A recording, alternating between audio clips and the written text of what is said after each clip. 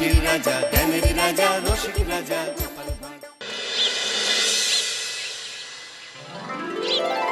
সত্যি এই বছর আমাদের কৃষ্ণনগরে ঠাকুর মুখ তুলে চেয়েছেন। হ্যাঁ মহারাজ, ধান একেবারে পরিপূর্ণ হয়েছে। তা কবে ধান কাটা হবে পুটির বাবা? ধান তো একেবারে পেকেই এসেছে, সপ্তাহখানেকের মধ্যে ধান কাটতে হবে। বেশ বেশ, তাহলে তো ভালোই হলো। এই মাসের শেষের দিকেই তো নবাব বাহাদুরকে শস্যের খাজনা পাঠানোর কথা। হ্যাঁ মহারাজ, এবারে নবাব বাহাদুর খুশি হবে। ঠিক বলেছ গোপাল।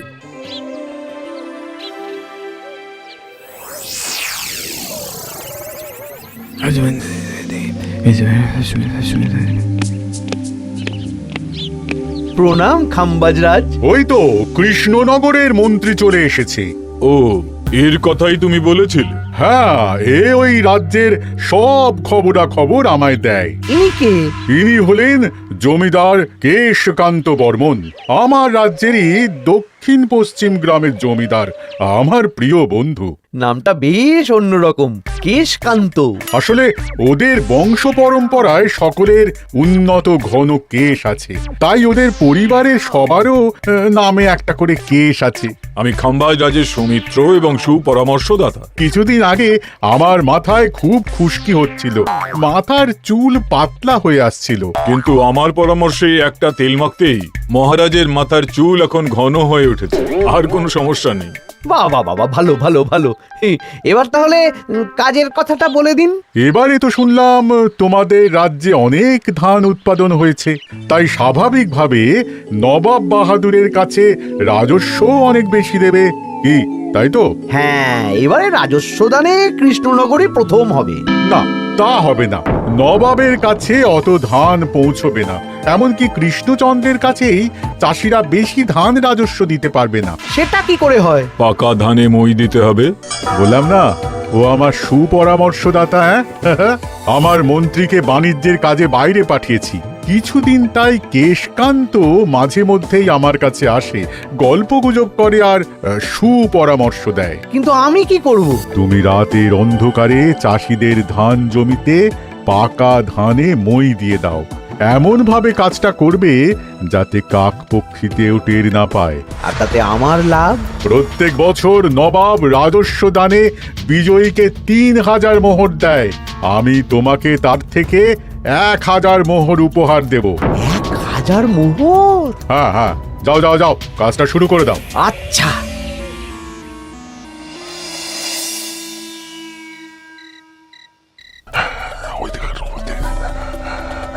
তাহলে আর দেরি কেন?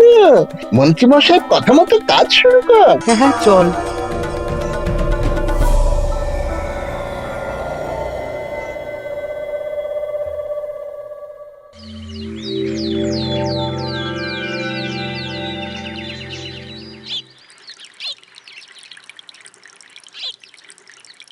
এবারে তো চাষাবাদ বেশ ভালোই হয়েছে।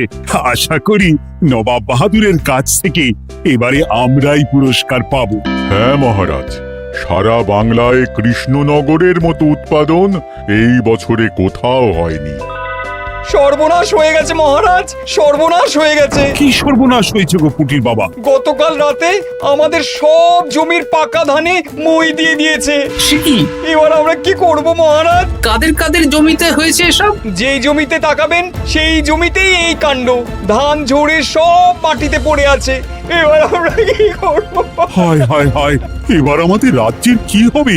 নবাব বাহাদুরকে তো জবাব দিতে পারবো না। বড় বিপদ হয়ে গেল, রাজ্যে গ্রহের প্রকোপ নেমে এলো। ও, আর কদিন পরেই আমার টেকে আসবে 1000 মোহর। ঠিক আছে, তোমরা সবাই এখন বাড়ি যাও। না, আমার মন মেজাজ ভালো নেই।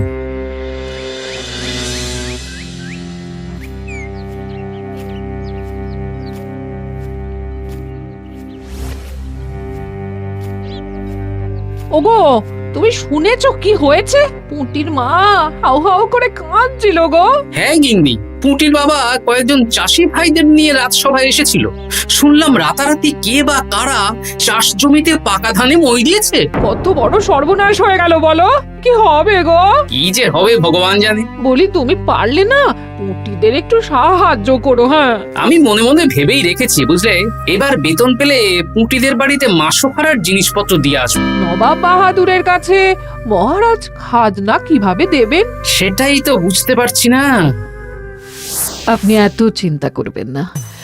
রাজবাড়ির ভাড়ার থেকে আপাতত কিছু বস্তা ধান পাঠানোর ব্যবস্থা করুন। তারপর নবাব বাহাদুরের কাছে গিয়ে বলবেন, আস্তে আস্তে সব দিয়ে দেবেন মহারাজ। তাই করতে হবে, তাছাড়া তো আর অন্য কোনো উপায় দেখতে পাচ্ছি না। কিন্তু এবারে আর আমাদের মান রক্ষা হবে না।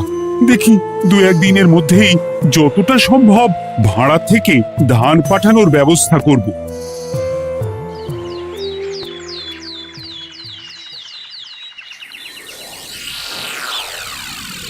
এই বছর 10,000 বস্তা ধান রাজস্ব এসেছে খাম্বাজ রাজ্য থেকে, 7,000 বস্তা ধান এসেছে বর্ধমান রাজ্য থেকে, আর মাত্র 100 বস্তা এসেছে কৃষ্ণনগর থেকে। তাই এই বছরের বিজয়ী রাজ্য হচ্ছে খাম্বাজ রাজ্য। খাম্বাজ রাজ্যের রাজার হাতে 3,000 মোহর উপহার হিসেবে তুলে দিচ্ছেন। আর কৃষ্ণচন্দ্র, তোমার রাজ্যের এরকম হাল কেন? এবারে আমাদের সমস্ত রাজ্যের পাকা ধানে কেউ বা কারা মই দিয়ে দিয়েছে। সেসব তোমার মাথা ব্যথা। আমার ধান কোথায়? 100 বস্তা ধান রাজস্ব, কম করে 800 বস্তা ধান রাজস্ব দেওয়ার কথা, কিন্তু তুমি তোমার কথার খেলাপ করেছো। এই বছর আমি নিরুপায় জাহাপানা। আমিও নিরুপায়। হয় তুমি আগামী 1 সপ্তাহের মধ্যে আমাকে 5,000 মোহর দেবে, নইলে কৃষ্ণনগরের সিংহাসন থেকে সরে যাবে। এত বড় শাস্তি দেবেন না নবাব বাহাদুর। আপনি অন্তত মাস 6 সময় দিন, আবার ধান চাষ করিয়ে আপনাকে প্রাপ্য ধান দেওয়া হবে। বেশি কথা বলছো কৃষ্ণচন্দ্র। তুমি 5,000 নয়, 6,000 মোহর 1 সপ্তাহের মধ্যে দেবে। বেটা গোপাল বেশি পাকা, অত কথা বলতে কে বলেছিল? গোপাল, এটা তুমি কি করলে? হায় হায় হায়! সর্বনাশের সময় যখন ঘনিয়ে আসে তখন বিপদের ওপর বিপদ এভাবেই আসে। আমার পাওনা। আরে এখন না, তোমাকে পাঠিয়ে দেব। ওই দেখুন, খাম্বাজ রাজের সাথে কথা বলছে। এখন বেশি কথা বললে কৃষ্ণচন্দ্র আর গোপাল সন্দেহ করবে। চলুন তো দেখি ওখানে গিয়ে কি কথা বলছে। কি কথা বলছো মন্ত্রী? মন্ত্রী আমায় বিজয় অভিনন্দন জানাচ্ছিল। বিজয় অভিনন্দন তো উপহার পাওয়ার সময় জানাতে পারতেন মন্ত্রী মশাই। যাই হোক, আপনাকে তো ঠিক চিনতে পারছি না। আমার নাম কেশকান্ত, আমি খাম্বাজ রাজ্যের দক্ষিণ পশ্চিম গ্রামের জমিদার। কেশকান্ত আমার বিশেষ বন্ধু। আপনার কেশ নিয়ে বেশ ভাব দেখছি। হ্যাঁ, ওই কদিন আগে তো খাম্বাজ রাজের মাথার চুল পাতলা হয়ে আসছিল, খুশকি হচ্ছিল আর কি। তো ওনার পরামর্শে একটা তেল মেখেই তো খাম্বাজ রাজের আবার ঘন কালো চুল ফিরে এসেছে। কেশকান্ত জমিদার হতে পারে, কিন্তু ওর অর্থনৈতিক অবস্থা তাবর রাজাদের থেকে অনেক ভালো। কয়েক হাজার বিঘা জমির মালিকও, তার সাথে চুলের তেলের ব্যবসা করেও হাজার হাজার মোহর রোজগার করে। এই এখন চুল নিয়ে চুলোচুলি না করে চলো কৃষ্ণনগরে ফিরি। এমনিতেই মন মেজাজ খারাপ, 1 সপ্তাহের মধ্যে আবার 6,000 মোহর জোগাড় করতে হবে। হ্যাঁ, চলুন চলুন।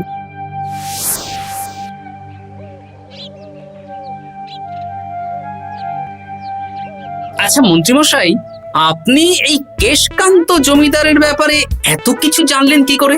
ওনার সাথে তো আমাদের আজই প্রথম দেখা। হাওয়ায় কত খবরই ভেসে আসে, সেরকম আমার কানেও এসেছিল। সব বাদ দাও। গোপাল, মন্ত্রী দুজনেই ভাবনা চিন্তা করো কিভাবে 6,000 মোহর জোগাড় হবে। পাকা ধানে মই পড়লো, এখন আবার এত বড় বোঝা। আমার কাছেও মহারাজ বেশি অর্থ নেই, সব মিলিয়ে মিশিয়ে ওই 150 থেকে 200 মোহর মতো আছে বাড়িতে। যদি বেশি থাকতো আমি আপনাকে নিশ্চয়ই সাহায্য করতাম মহারাজ। তাও করতেন কিনা সন্দেহ। তুমি চুপ করো। মন্ত্রী মশাই ওই লোকটাকে জানলো কি করে? এই লোকটাকে তো আগে দেখারই কথা না।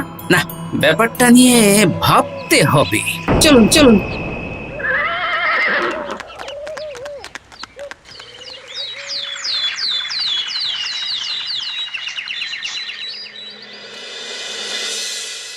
বুঝলে গিন্নি, 1 সপ্তাহের মধ্যে মহারাজকে 6000 মোহর জোগাড় করতেই হবে, নইলে সিংহাসন ছাড়তে হবে। এখন কিন্তু আমাদের উচিত মহারাজের পাশে দাঁড়ানো। কিছু ভেবেছো কি? আপাতত আমার বিয়েতে পাওয়া আংটি বন্ধক রাখবো, আর তুমি যদি হ্যাঁ হ্যাঁ, আমার যে দুটো গয়নাগাটি আছে ওগুলো বন্ধক রাখো, পরে আস্তে আস্তে ছাড়িয়ে নেবো খন। দেখি বাকি সভাসদদেরকেও বলবো, যে যতটা পারে, তারপর ভগবানই ভরসা।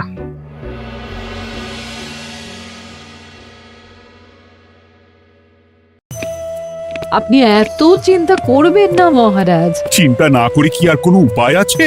সিন্ধুকে যা আছে তা দিয়ে 3000 মোহর হয়ে যাবে, কিন্তু তারপর আর কি করব? এবার কি নিরুপায় হয়ে জায়গা জমি বিক্রি করতে হবে? কিছু একটা করতেই হবে।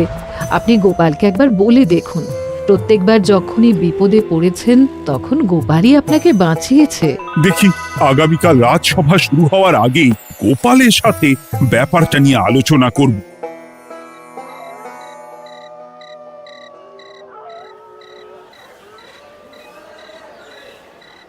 এই যে শেখরা, কি করছো?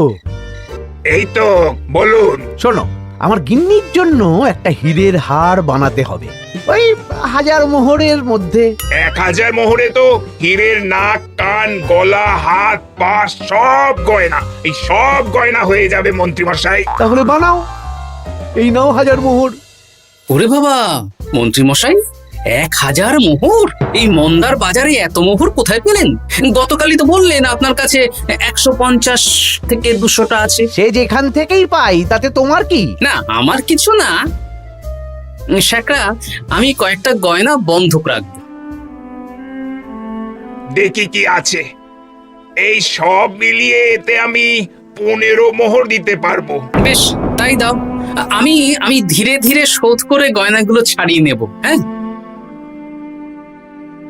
মন্ত্রীর ব্যবহারগুলো বেশ সন্দেহজনক লাগছে।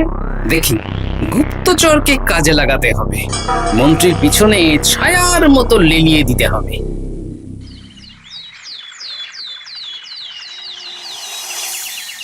মহারাজ, আমি চেষ্টা করছি আপনার এই মোহর কিভাবে জোগাড় করা যায়, আপ্রাণ চেষ্টা করছি। দেখো, আমি 3000 মোহর পারবো, কিন্তু তার বেশি হলে জায়গা জমি বেচতে হবে, হাতে যে বেশি দিন সময়ও নেই। আচ্ছা মহারাজ, দেখছি। তবে মন্ত্রীমশাই চাইলেই আপনাকে 1000 মোহর দিয়ে সাহায্য করতে পারতেন, কিন্তু উনি তা না দিয়ে ওনার গিন্নির গয়না বানাচ্ছেন, হীরের গয়না। কি মন্ত্রী তো কালকেই বলল ওর কাছে 150 থেকে 200 মোহর আছে মাত্র, 1000 মোহর কোথা থেকে পেল? সে উনিই জানেন, তবে তার খবর খুব তাড়াতাড়ি আশা করি পেয়ে যাব মহারাজ।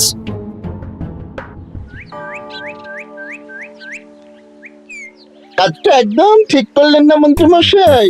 আপনার কথা শুনে আমরা সবার জমির পাকা ধানে মই দিলাম, কিন্তু আমরা একটা পয়সা পেলাম না।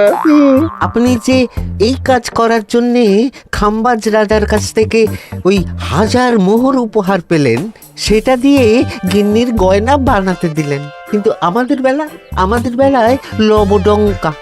তোদেরকেও দেবো, একটু সবুর কর, আগে গিন্নির মাথাটা ঠান্ডা করি। না না, আমাদের এক্ষুনি চাই। আরে এক্ষুনি কি করে দেবো, আমার হাত খালি। আচ্ছা আচ্ছা, ঠিক আছে, এই নে 2 মোহর ধর, 2 ভাই ভাগ করে নে, পরে আরো দেবো। এটা কিন্তু ঠিক না। এসব আলোচনা খোলামেলা জায়গায় করা উচিত না। উফ, পরে তোদের সাথে কথা বলবো, এখন যেতে দে, বাজার করব, তারপর আবার রাজসভা আছে।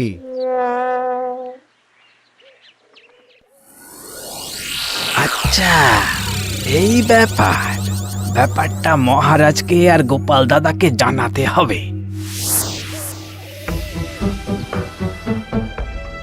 গোপাল দাদা, মহারাজ আসল খবর পেয়ে গেছি। কি খবর? আমি একটু আগে শুনলাম। কাজটা একদম ঠিক করলেন না মন্ত্রী মশাই। আপনার কথা শুনে আমরা সবার জমির পাকা ধানে মই দিলাম, কিন্তু আমরা একটা পয়সা পেলাম না। আরে তোদেরকেও দেবো, একটু সবুর কর। মন্ত্রী, আমি না তোমাকে বেরেই ফেলবো। মহারাজ, মন্ত্রী মশাই এখানে গৌণ, উনি অর্থের লোভে এসব করেছেন, আর ওনাকে দিয়ে করিয়েছেন খাম্বাজ রাজ। হ্যাঁ, যাতে এবারে বিজয়ী হতে পারেন। তাই আপনি এই খবর 5 কান করবেন না মহারাজ। আমি খাম্বাজ রাজ আর ওই কেশকান্তর কাছ থেকে ক্ষতিপূরণ ঠিক আদায় করে আনব। কিন্তু কিভাবে? শুনুন তাহলে।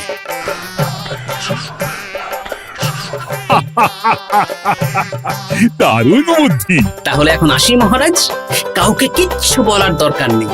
আপনি শুধু আগামীকাল সন্ধেবেলা খাম্বাজ রাজের দরবারে চলে আসুন, পারলে নবাব বাহাদুরকেও সঙ্গে করে নিয়ে আসুন। হ্যাঁ,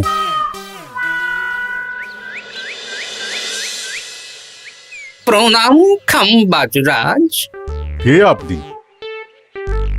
আমি হতাশ রঞ্জন, পশ্চিমে থাকি। কি চাই বলুন? কিছু চাই না, তবে একটা কথা শুনলাম তাই বলতে এলাম। কি কথা? আমি শুনলাম মহারাজ আপনার মাথার চুলগুলো সব নকল। আমার এত সুন্দর চুল সব নকল? ফাজলামো হচ্ছে। আমি যদি প্রমাণ করে দিই আপনার চুল নকল, তাহলে কি? তাহলে আপনি আমাকে 100 মোহর দেবেন, আর প্রমাণ না করতে পারলে আমি আপনাকে 100 মোহর দেব। বেশ, দেখো, এক্ষুনি দেখো, আমারই তো 100 মোহর লাভ হবে। এখন না, এখন না, আজ সন্ধেবেলায়। বেশ বেশ, তখনই এসো। এবারে জমিদার কেশকান্তর বাড়ি যেতে হবে।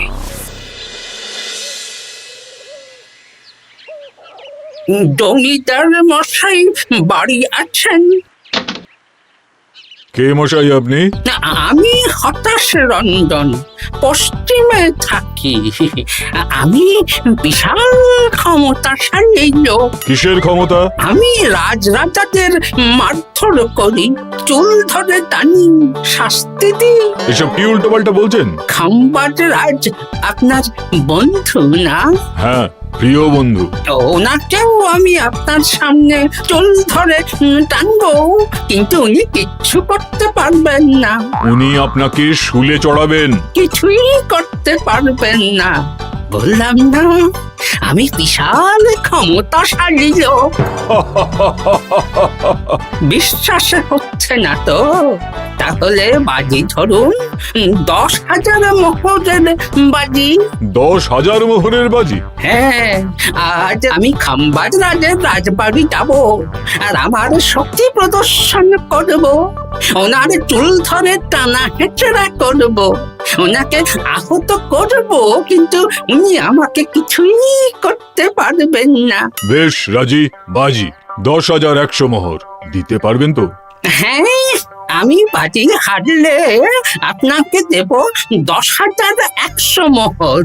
দরকার হলে ওই কাগজে কলমে লিখিত পরিত করে নিন। বেশ, তাহলে তাই হোক। কিন্তু হ্যাঁ, একটা কথা, আমি শক্তি প্রদর্শন করার আগে থেকে প্রক্রিয়া চলাকালীন সময় পর্যন্ত আপনি খাম্বাজ রাজের সাথে কোনো কথা বলতে পারবেন না। বেশ বেশ।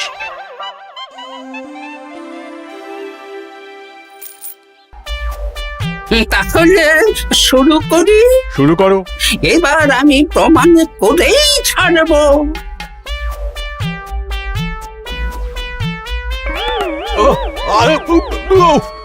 লাগছে লাগছে, বাবারে, লাগছে এই সেরেছে। লাগছে এ তো সত্যি সত্যি চুল ধরে টানছে। লাগছে লাগছে, বাবারে, বাবা। ওরে বাবা রে বাবা, কি শক্ত! এ কি, খাম্বাজরাজ কিছুই তো বলছেন না, তাহলে কি আমি হেরে গেলাম? না না খাম্বাজ রাজ, আমার ধারণা ভুল, যা শুনেছি তাও ভুল। এবার বিশ্বাস হলো তো? দাও দাও, এবারে 100 মোহর দাও। দিন কেশকান্ত মশাই, আমাকে 10,100 মোহর দিন। এ কি, ও তোমাকে 10,100 মোহর কেন দেবে? ওনার সাথেও তো বাজি ধরেছিলাম। কি বাজি? আপনার এখান থেকে বেরিয়ে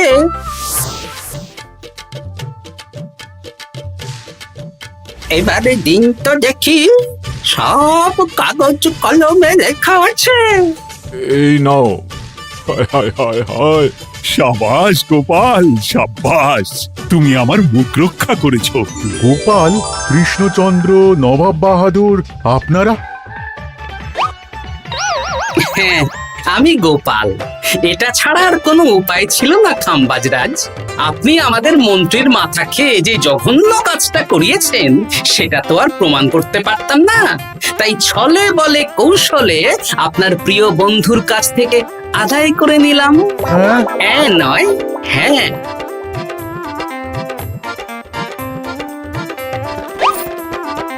এই নিন মহারাজ। এতে কত মোহর আছে? 10,100 মোহর। এর থেকে 100 খাম্বাজরাজকে দিন, 6,000 নবাব বাহাদুরকে, আর বাকিটা আপনার কাছে রাখুন। এত ধান নষ্ট হলো। কৃষ্ণচন্দ্র আমাকে সবটা বলেছে, আর ওর মন্ত্রীকেও নিয়ে এসেছি। ধোলাই খেয়েই সব বলে দিয়েছে। এই কে আছো? কৃষ্ণনগরে মন্ত্রীকে নিয়ে এসো।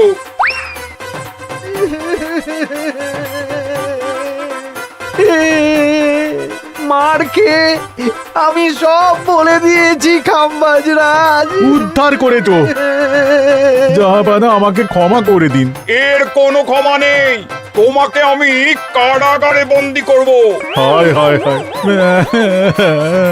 সামান্য টাকার লোভ করতে গিয়ে পুরো মাঠে মারা গেলাম।